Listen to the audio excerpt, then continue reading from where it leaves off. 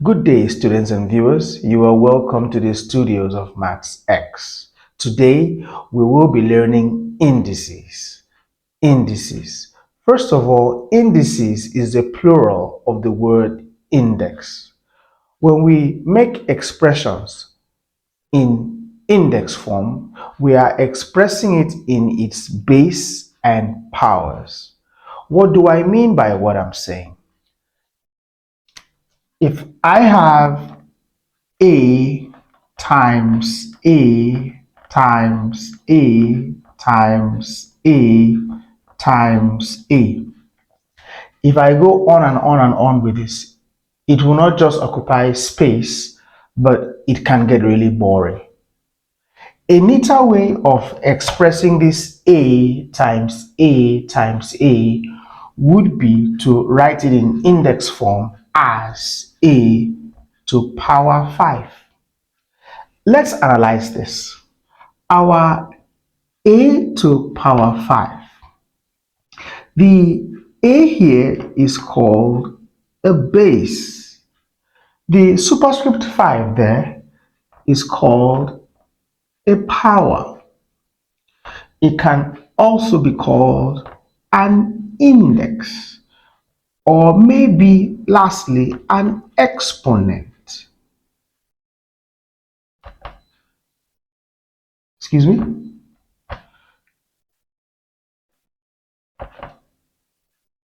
Exponent. Another name for indices is exponent. You must have heard this before. Exponent.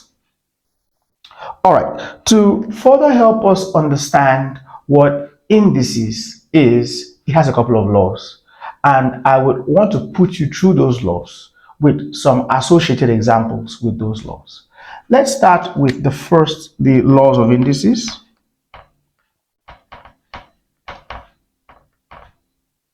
Laws of indices. The first law of indices is called the addition law. The first law of indices is called the addition law. So for the addition law, what does it say? The addition law says that when I have a to power x times a to power y, you're going to have a to power x plus y. You're going to add the indexes. And that's it. That's it. That's what the first law says. And for this law to hold, remember, the base must be the same. The base must be the same. An associated example of this would be, let's use a simple number like 2 as the base.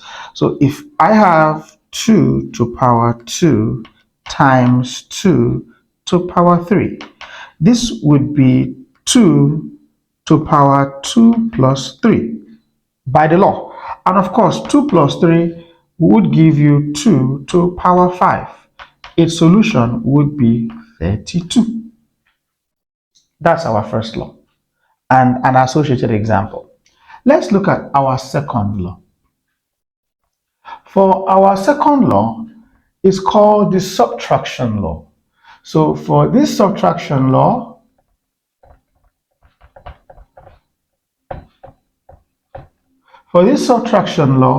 that law says that if I have a to power x divided by a to power y, this would give us a to power x minus y.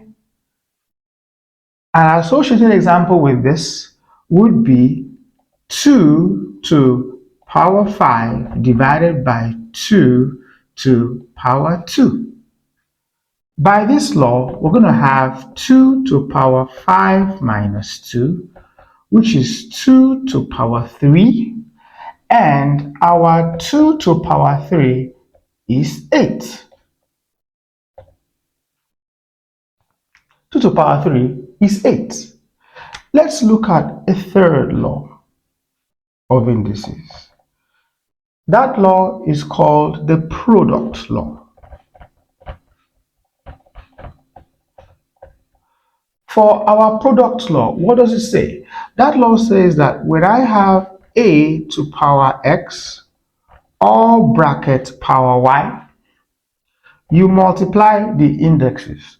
I'm going to have a to power x times y, which is a to power xy.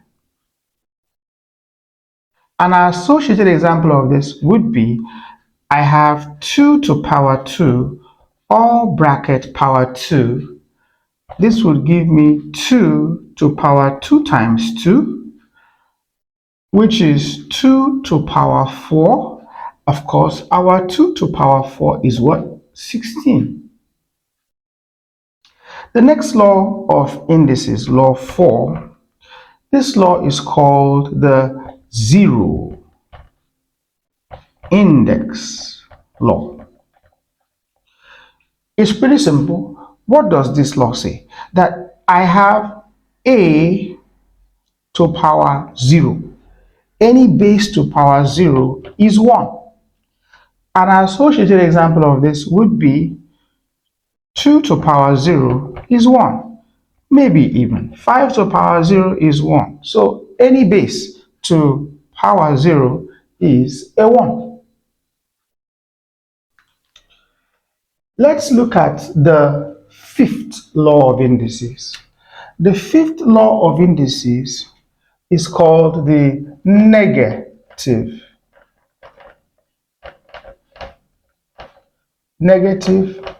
index law. For our negative index law, that law says that if I have a to power minus x, a to power minus x will give us 1 over a to power x. Did you observe that here the index is negative, but here it is positive? The same index has become positive. Why? I've used a reciprocal on it. So an associated example of this would be that I have 2 to power minus 3, and here I'm going to have 1 over 2 to power 3. We both know that 2 to power 3 is what? 8. So I have 1 over 8. Let's look at the sixth law of indices. The sixth law of indices is called the fractional index law. Let me add this, that for this fractional index law, it comes in three parts.